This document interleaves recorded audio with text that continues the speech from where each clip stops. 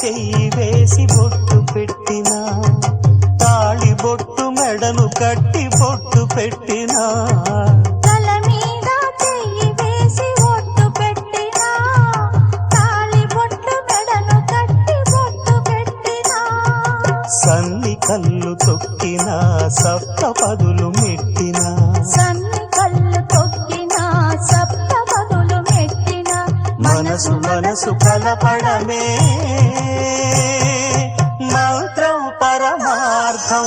శ్రీరస్తు శుభమస్తు, శ్రీరస్తు శుభమస్తు. శ్రీకారం చుట్టుకుంది పెళ్లి పుస్తకం, ఇక